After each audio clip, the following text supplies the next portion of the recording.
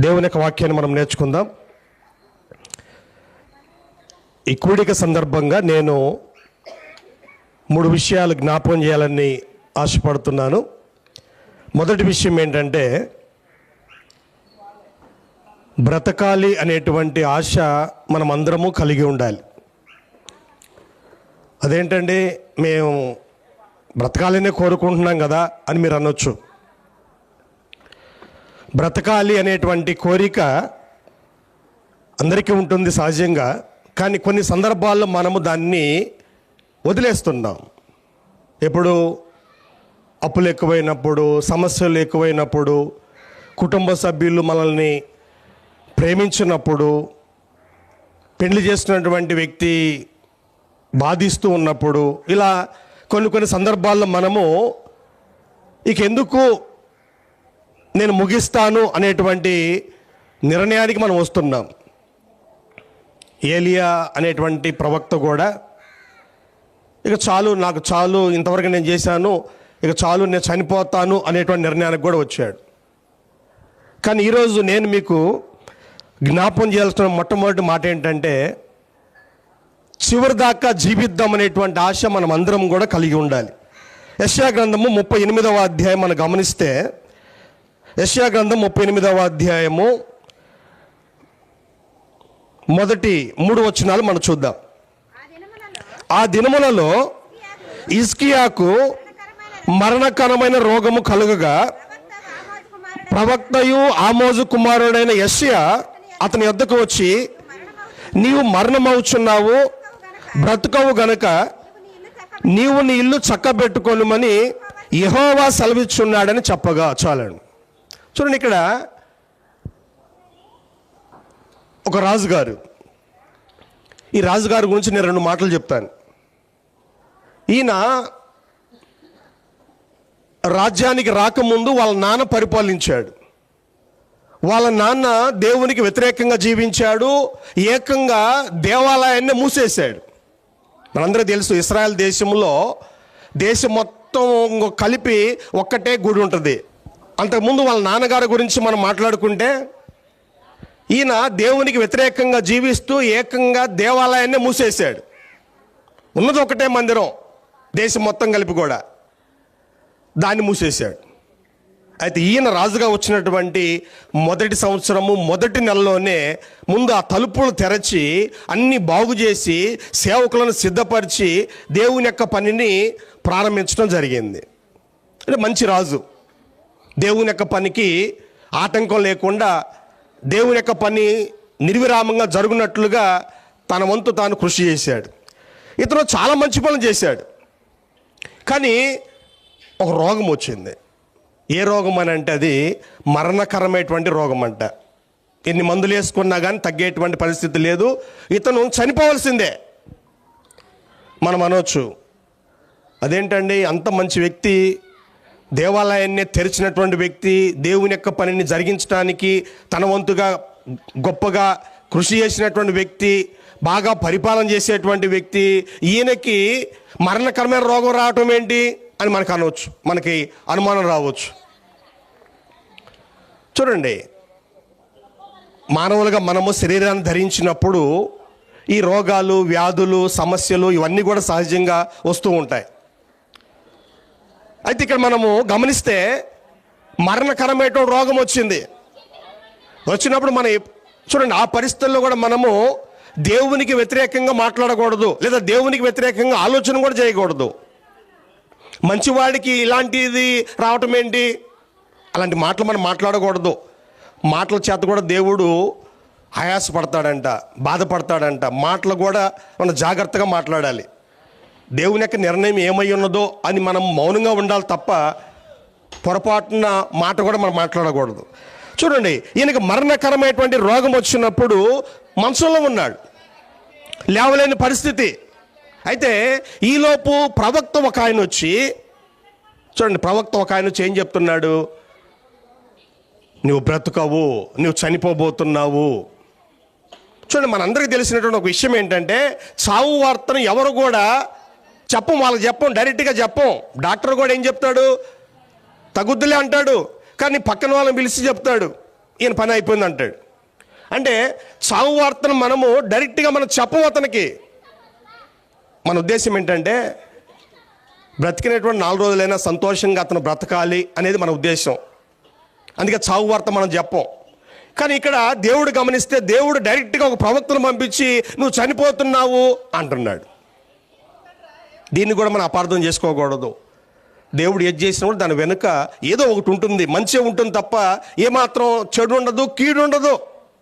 నీ ఇల్లు చక్కబెట్టుకొని చెప్పినప్పుడు అతడు తన ముఖమును గోడ తట్టు త్రిప్పుకొని యెహోవా యథార్థ హృదయుడనై సత్యముతో నీ సన్నిధిని నేనెట్లు నడుచుకుంటునో నీ దృష్టికి అనుకూలముగా సమస్తమును నేనెట్లు జరిగించుతునో కృపతో జ్ఞాపకం చేసుకొనుమని హిజ్కియా కన్నీళ్లు విడుచు యెహోవాను ప్రార్థింపగా. కన్నీటి ప్రార్థన చేశాడంట. అంటే అతని ఉద్దేశం ఏంటంటే నేను బ్రతకాలి, చావకూడదు. ఆల్రెడీ నీకు వచ్చినటువంటి రోగము ప్రాణాంతక రోగము, ఎన్ని మందులు వేసుకున్నా కూడా తగ్గే రోగం కాదు, నువ్వు చనిపోతావు. అయినా సరే ప్రవక్త వచ్చి డైరెక్ట్గా చెప్పాడు నువ్వు బ్రతకవు, చనిపోతున్నావు అని చెప్పాడు. ఇక ఆ మాట తిరుగుంటుందా? ఆ మాట తిరుగుండదు. అంతకుముందు ఏదైనా ఆశ ఉంటుందేమో కానీ అంతకుముందు ఒక్కసారి ప్రవక్త వచ్చి డైరెక్ట్గా చెప్పిన తర్వాత ఇంక వేరే ఆశ లేదు, ఇంకా చనిపోవాలి, ఇంకంతే దేవుడు నిర్ణయించాడు. అయినా కూడా గోడ వైపు తన ముఖం తిప్పుకొని కన్నీటితో ప్రార్థన చేస్తున్నాడు. అతని ఉద్దేశం ఏంటంటే నేను బ్రతకాలి. అందుకే ఇందాక నేను చెప్పాను, బ్రతకాలి అనేటువంటి ఆశ మనకు ఉండాలి. ఎందుకు బ్రతకాలనే ఆశ మనకు ఉండాలి అని అంటే, ఇక్కడ ఒక పాయింట్ మీరు గమనించారో లేదో, నీ ఇల్లు చక్కబెట్టుకో అని దేవుడు చెప్పాడంట. అంటే ఇల్లు చక్కబెట్టుకో అంటే ఇల్లు అంటే భౌతికమైన ఇల్లు కాదు. ఇక్కడ ఇల్లు అంటే ఏంటి? ఇక్కడ కుటుంబం. అతను ఒక రాజు, ఆ తర్వాత అతనికంటే ఒక కుటుంబం ఉంది, బాధ్యతలు చాలా ఉన్నాయి. కాబట్టి దేవుడు చెప్తున్నాడు అవన్నీ చక్కబెట్టుకో, నీ పని అయిపోయింది అని చెప్తున్నాడు. కానీ హిజ్కియా ఏమంటున్నాడంటే నేను బ్రతకాలి. ఎందుకు ఈ మాటలు జ్ఞాపకం చేస్తున్నానంటే ఈరోజు చాలామంది, ముఖ్యంగా పురుషుల్లో, స్త్రీల్లో కూడా ఉంటుంది ఇది, చాలామంది సమస్యలు వచ్చినప్పుడు, ఇబ్బందులు వచ్చినప్పుడు ఇక ఎందుకు నా బ్రతికెందుకు, నేను చనిపోతే బాగుండు అని డిసైడ్ అయిపోతున్నారు. సరే ఓకే, నీ బాధలు నీకున్నాయి, నువ్వు చనిపోతావు, ఓకే. తర్వాత నెక్స్ట్ ఏంటి? నీ భార్య పరిస్థితి ఏంటి? బిడ్డల పరిస్థితి ఏంటి? చూడండి, ఒకసారి సమాజాన్ని ఒకసారి మనం ఆలోచన చేస్తే ఈరోజు పురుషుడు స్త్రీ ఇద్దరు, భార్యాభర్తలు ఇద్దరు కలిసి ఉన్నప్పుడే బ్రతకాలంటేనే కష్టము. అటువంటిది భర్త లేడు అంటే సమాజం ఎంత చిన్న చూపు చూస్తుందో. ప్రతివాడికి లోకువే. పురుషుడితో చూడండి, ఇప్పుడు పురుషుడి సంబంధం కూడా లేదు, ఈమె విధవరాలుగా ఉంది, ఒంటరిగా ఉందని అంటే ఇంకా పిచ్చి కుక్కల్లాగా ప్రవర్తిస్తూ ఉంటారు సమాజం. ఆ తర్వాత పిల్లల పరిస్థితి ఏంటి? పెళ్ళిళ్ళు చేయలేదు, పిల్లల పరిస్థితి ఏంటి? వాళ్ళకి మంచి భవిష్యత్తు ఇంకా రాలేదు, వాళ్ళు స్థిరపడలేదు, కాబట్టి నేను బ్రతకాలి. ఈరోజు చాలామంది సమస్యలను చూసుకొని ఇక నేను బ్రతకడం ఎందుకు, నేను చనిపోతాను అనుకుంటున్నారు. సరే నువ్వు ఓకే, తర్వాత నీ పరిస్థితి ఏంటి? దేవుడు నిన్ను ఒంటరిగా చేశాడా? నీకంటూ దేవుడు ఒక జతను ఏర్పాటు చేశాడు. ఆ తర్వాత దేవుడు నిన్ను ఆశీర్వదించి బిడ్డలు ఇచ్చాడు. ఇప్పుడు నువ్వు లేకపోతే పరిస్థితి ఏంటంటే నీ భార్యని విధవరాలు అంటారు, నీ పిల్లల్నేమో తండ్రి లేనటువంటి వాడు అంటారు, అనాథులు అంటారు. చూడండి, కాబట్టి ఏం చేయాలి? బ్రతకాలి అనేటువంటి ఆశ, కన్నీటితో ప్రార్థన చేస్తున్నాడు. మనం బ్రతకాలి. కుటుంబమే కాదు, ఓకే కుటుంబం మనకి ఉంది, అలాగనే సేవకులైన వాళ్ళకి ఉన్న బాధ్యతలు ఉన్నాయి. ఇక చూడండి, ఇదే మొదటి అధ్యాయంలో, ఫిలిప్పీ పత్రిక మొదటి అధ్యాయము 24వ వచనం మనం గమనిస్తే, అయినను నేను శరీరమందు నిలిచి ఉండుట మిమ్మును బట్టి మరి అవసరమై ఉన్నది అంటాడు. ఇక్కడ పౌలుకి అసలు ఏ నిర్ణయం తీసుకోవాలో అర్థం కావట్లా. చనిపోయి నేను క్రీస్తుతో కూడా ఉండాలి, నాకు ఆశ ఉంది అంటున్నాడు. నేను చనిపోయి క్రీస్తుతో కూడా ఉండాలనేటువంటి ఆశ నాకు ఉంది అని అంటున్నాడు. అది ఒకటి. రెండవదేమో చనిపోతే ఎట్లా? ఎన్నో సంఘాలు ఏర్పాటు చేశాను, ఎన్నో సంఘాలు ఉన్నాయి, వాళ్ళలో చాలా సంఘాలు కూడా ఇంకా సంపూర్ణ స్థాయిలో లేవు. వాళ్ళ కొన్ని సమస్యలు ఉన్నాయి. కొరింథీ సంఘంలో అయితే లెక్కలేని సమస్యలు. ఇలా ఆయా సంఘాల్లో ఎన్నో సమస్యలు ఉన్నాయి. నేను ఉండాలి. ముఖ్యంగా ఇక్కడ ఫిలిప్పీలో ఉన్న సంఘాన్ని గురించి అంటున్నాడు, మిమ్మును బట్టి మరి అవసరమైనది అంటున్నాడు. అంటే అర్థం ఏంటి? ఇక్కడ ఫిలిప్పీలో ఉన్నటువంటి సంఘము ఆల్రెడీ అక్కడ పౌలు చేత అక్కడ స్థాపించబడింది, కొనసాగుతూ ఉంది. వాళ్ళు మొదటి నుంచి సహకరిస్తూ ఉన్నారు. అయినా కూడా ఈ సంఘంలో ఇంకా కొన్ని సమస్యలు ఉన్నాయి. పౌలు అంటున్నాడు, మిమ్మును బట్టి మరి అవసరమై ఉన్నది. ఎందుకు? నేను బ్రతకాలి. వాస్తవాన్ని నేను చనిపోవాలని ఆశపడుతున్నాను, క్రీస్తుకు ఉండాలని ఆశపడుతున్నాను. కానీ మిమ్మల్ని చూస్తే చావు నాకు దూరం అయితే బాగుండు అనిపిస్తూ ఉంది. నేను బ్రతకాలి, మీకోసమైనా సరే నేను బ్రతకాలి, నా అవసరం మీ దగ్గర చాలా ఉంది అని వ్యక్తం చేస్తున్నాడు. కాబట్టి స్త్రీలుగా పురుషులుగా మనం గ్రహించాల్సిన విషయం ఏంటంటే, దేవుడు మనకు ఒక జీవితాన్ని ఇచ్చాడు. ఇచ్చినటువంటి దేవుడు ఈ జీవితంతో పాటు మనకు కొన్ని బంధాలు కూడా ఉన్నాయి. భార్య పిల్లలు, ఇలా మనకు కొన్ని బంధాలు ఉన్నాయి. ఆ తర్వాత సేవకులం అయితే చూడండి, మనకి ఇంకా ఎక్స్ట్రా ఒకవైపు కుటుంబాన్ని చూసుకోవాలి, రెండో వైపు సంఘాన్ని చూసుకోవాలి. చూడండి, కాబట్టి బాధ్యత ఇంకా చాలా ఉంది. కాబట్టి మన ఉద్దేశం ఏమి ఉండాలంటే, నేను బ్రతికితే బాగుండు, ఇంకొన్నాళ్ళు బ్రతికితే బాగుండు.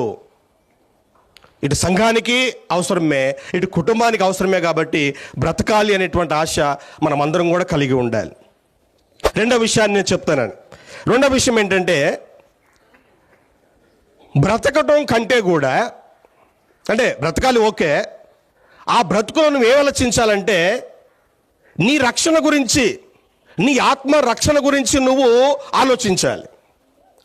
ఈరోజు చాలామంది కుటుంబం అంటే ప్రేమ ఉంది, ఓకే కాదంటలా, మళ్ళీ నీ మీద నీకు ప్రేమ లేదా? ఈరోజు చాలామంది తమను గురించి నిర్లక్ష్యం చేస్తున్నారు. దేవుడు మనకిచ్చినటువంటి జీవితంలో ఏదో పుట్టాము, పెళ్లి చేసుకున్నాము, బిడ్డలు కన్నాము, వారికి మంచి భవిష్యత్తు ఇచ్చాము, నేను చనిపోయాను, ఇంతేనా? సరే, అది బాగానే ఉంది, పెళ్లి చేసుకోవటం మంచిదే, పిల్లలకి మంచి భవిష్యత్తు ఇవ్వటం మంచిదే, ఓకే. మరి నీ రక్షణ పరిస్థితి ఏంటి? ముందు అసలు బాప్తిసం పొందావా? చూడండి, ఈరోజు ఏ సంఘాలకు వెళ్ళినా కూడా, ఏ ఊరైనా మీరు వెళ్ళండి, స్త్రీలు ఎక్కువ కనపడుతూ ఉంటారు, పురుషులు కనపడరు. కొన్ని మేము గ్రామాలు వెళ్తుంటాం, ఒక్కరు చూద్దామని ఒక్కరు కూడా ఉండరు పురుషులు. స్వార్థికుడిగా మేము పోతే మేమే కనపడతాం పురుషులు, ఆ ఊరిలో ఒక్కరు రారు. అంటే నీ రక్షణ నీకు అవసరం లేదా? నీకు బాప్తిసం అవసరం లేదా? దేవుని యొక్క వాక్యం ఏం చెప్తుంది? అపోస్తల కార్యం 2:38 ప్రతివాడు బాప్తిసం పొందమని దేవుడు చెప్తున్నాడు. ఎందుకు చెప్తున్నాడంటే, ప్రతి వాళ్ళకి రక్షణ అవసరం. నా భార్య తీసుకుంటే సరిపోద్దా? ఏమంటే, నా భార్య తీసుకుంది, బాప్తిసం తీసుకుంది, బాగా ప్రార్థన చేస్తుంది, కన్నీటి ప్రార్థన చేస్తుంది, ఉపవాస ప్రార్థన చేస్తుంది, నాకేమైనా వస్తుందా?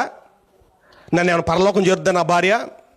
లేదు, నా పిల్లలు అందరూ బాప్తిసం తీసుకున్నారు, వాళ్ళు బాగా ఉపవాస ప్రార్థనలో ఉంటారు, కన్నీటి ప్రార్థన చేస్తారు, నా గురించి బాగా ప్రార్థన చేస్తారు, రేపు నా ఆత్మని వాళ్ళు పరలోకానికి తీసుకెళ్ళగలుగుతారా? వాళ్ళు ఎవరు ఏం చేయలేరండి.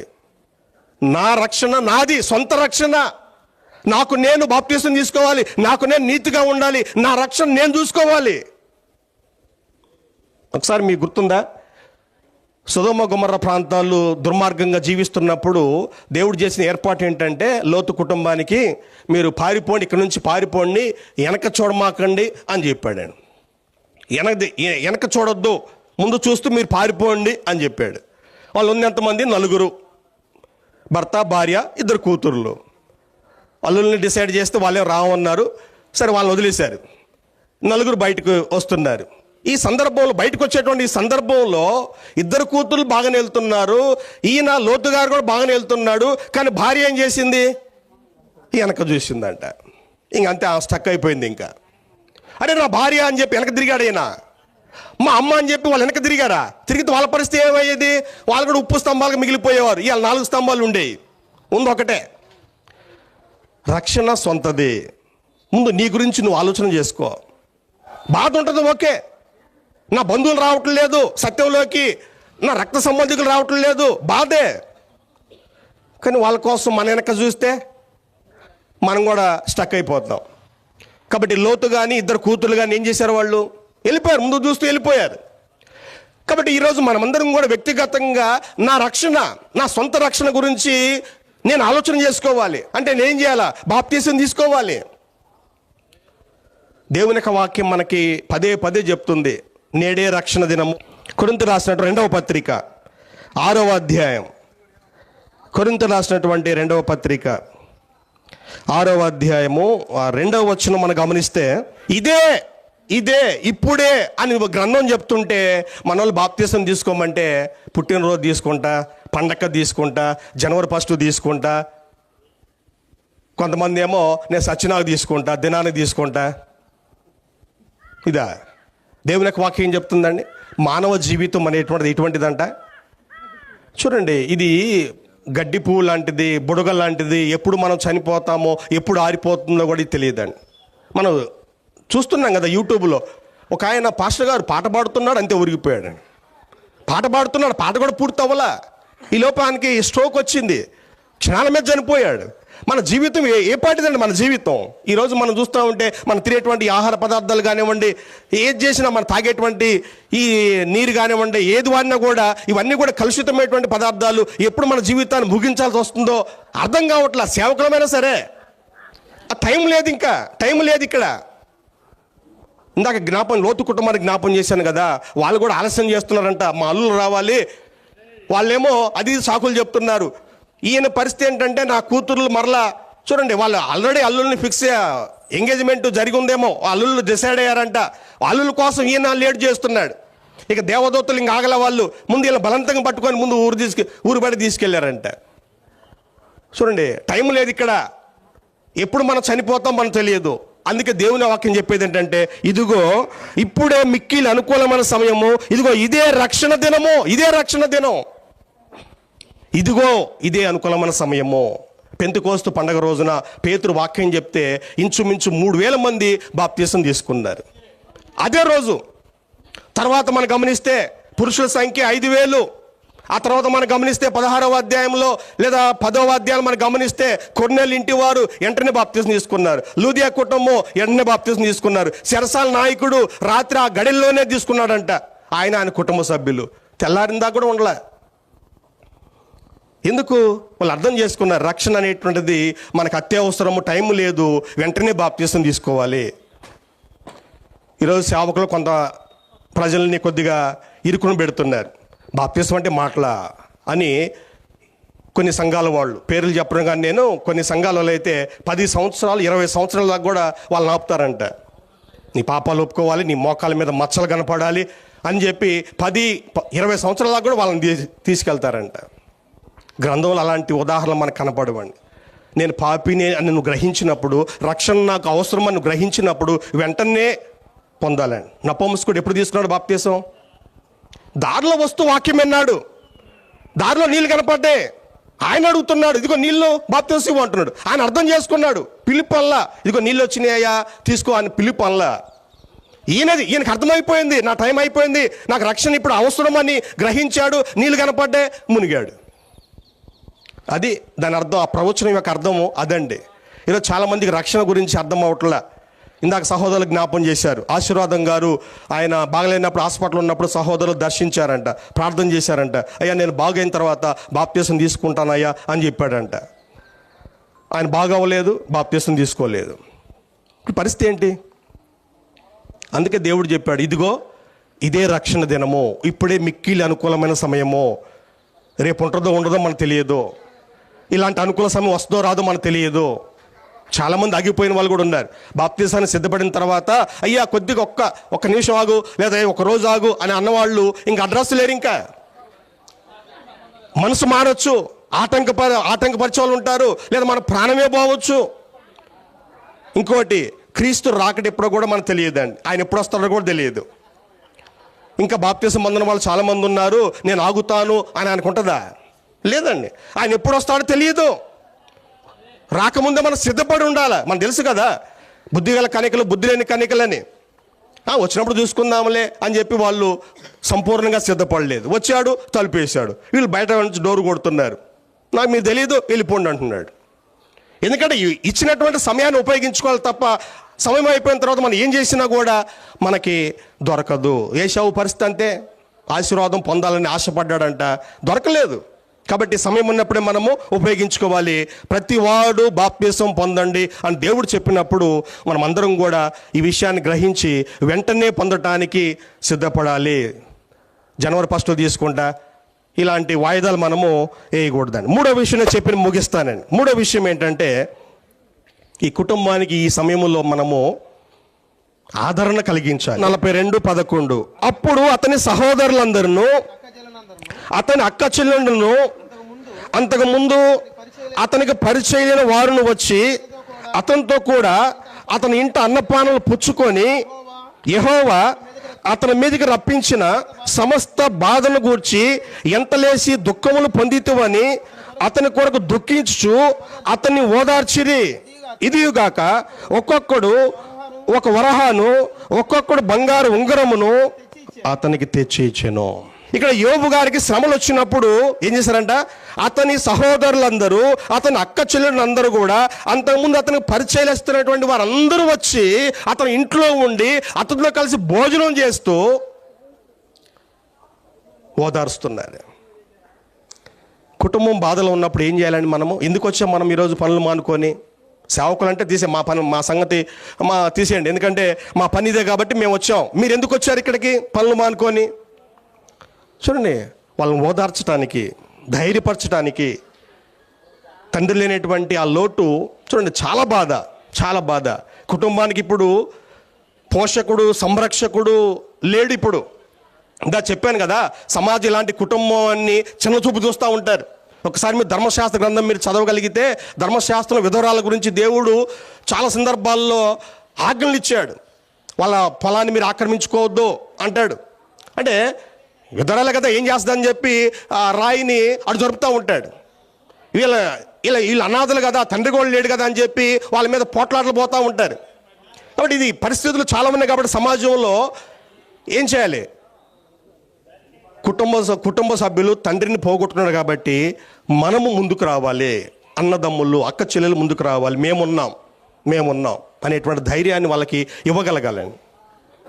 కుటుంబ సభ్యులు దుఃఖంలో ఉన్నప్పుడు మేమున్నాము మీ వెనుక అని అంటే వాళ్ళు కాస్త ధైర్యంగా ఉంటారు. అంతేగాని వచ్చి నీ కర్మ బాగాలేదు, నీ జాతకం బాగలేదు, కొంతమంది వస్తుంటారు కదా, మీ నాన్న నీ కాపురం నాశనం చేశాడు, ఇలాంటి మాటలు మాట్లాడుతుంటారు. ఏమండి, తండ్రికి ముందు తెలుసా ఇలా జరుగుద్దని? అసలే వాళ్ళ బాధల్లో ఉంటే వాళ్ళ దగ్గరికి వచ్చి అసలు మీ ఇల్లు కరెక్ట్గా ఉందా లేనిపోయిన అనుమానం పెడతా ఉంటారు. అమ్మోళ్ళు ఇడిపోయింది, అసలు పెళ్లి రోజే మంచిది కాదు, ఇలాంటి పనికిమాల మాటలు మాట్లాడుతుంటారు. బాధలో ఉన్నప్పుడు ఏం చేయాలండి? మేమున్నాం అనేటువంటి ఓదార్పుని వాళ్ళకి ఇవ్వగలగాలి. రెండవది ఏంటంటే, మేము మీ గురించి ప్రార్థన చేస్తాం. ఇందాక పౌలు గారు ఎపఫ్రోదితు గురించి ప్రార్థన చేశాడండి. మేము ప్రార్థన చేస్తాం, మీ గురించి మేము ప్రార్థన చేస్తాం, మీ గురించి ఆలోచన చేస్తాం. యాకోబు పత్రిక 1వ అధ్యాయం 27వ వచనంలో యాకోబు చెప్పిన మాట ఏంటి? దిక్కులేని పిల్లలను, విధవరాండ్రను వారి ఇబ్బందుల్లో పరామర్శించాలి. అది భక్తి. ఏదో వచ్చాము పోయాము అనేటువంటిది కాదు. చర్చి కట్టించాను, చర్చికి పొలం రాసిచ్చాను, ఇది కాదు. దిక్కులేని పిల్లలను, విధవరాండ్రను వారి ఇబ్బందుల్లో పరామర్శించాలి. అది నిజమైనటువంటి భక్తి. పరామర్శించాలి తప్ప వాళ్ళ ఇంటికి వచ్చి లేనిపోని అనుమానాలు పెట్టి వాళ్ళు ఇంకా ఇబ్బంది పెట్టకూడదండి. ఆ మూల ఇడిపోయింది, ఈ మూల ఇడిపోయింది, ఇలాంటి పనికిమాల మాటలు మాట్లాడకుండా ఓదార్పు మాటలు మాట్లాడదాం. మేము ఉన్నామంటే ధైర్యాన్ని వాళ్ళకి ఇవ్వగలుగుదాం. ఇక చూడండి, యోబు గారి కుటుంబం బాధలో ఉన్నప్పుడు ఒక్కొక్కడు వరహాను, ఒక్కొక్కడు బంగారు ఉంగరాన్ని తెచ్చి అతనికి ఇచ్చారంట. ఆ విధంగా అతని ఆస్తి మనం గమనిస్తే ఆ తర్వాత అతని ఆస్తి ఏమైందంట? 2 అంతలైందంట. ఇలా ఇచ్చింది కొంత, ఆ తర్వాత దేవుడు వారిని ఆస్వాదించింది ఇంకొంత, మొత్తం కలిపితే ఇదివరకు ఉన్న ఆస్తి కంటే ఇప్పుడు 2 అంతలైందంట. చూడండి, 2 అంతలైందంట. మరలా దేవుడు వారికి మరలా 7 కొడుకులను ఇచ్చాడు, 3 కూతుర్లను ఇచ్చారు. అంటే సంతానం వచ్చింది, ఆస్తి వచ్చింది. దేవుడు ఆ విధంగా వారిని మరలా ఆస్వాదించాడు. దీని వెనుక ఎవరున్నారు? అతని అక్క చెల్లెళ్ళు, అన్నదమ్ముళ్ళు, పరిచేస్తులు ఉన్నారు. అన్నిటికంటే ముఖ్యంగా దేవుడు ఉన్నాడు అని చెప్పి వీళ్ళు వదిలేశారా? అక్క చెల్లెలు అందరూ వచ్చారంట, అన్నదమ్ములు అందరూ వచ్చారంట, పరిచయం ఉన్న వాళ్ళందరూ వచ్చారంట, ఓదార్చారు, సహాయం చేశారు. కాబట్టి మనం కూడా ఈ కుటుంబం గురించి ప్రార్థన చేద్దాము. మనం వారి ఇబ్బందుల్లో పరామర్శన చేద్దాము. అలాగనే మనకు చేతనంత సహాయాన్ని ఈ కుటుంబానికి మనము చేయగలుగుద్దాం. ఇది నిజమైనటువంటి ఆదరణ అవుతుంది.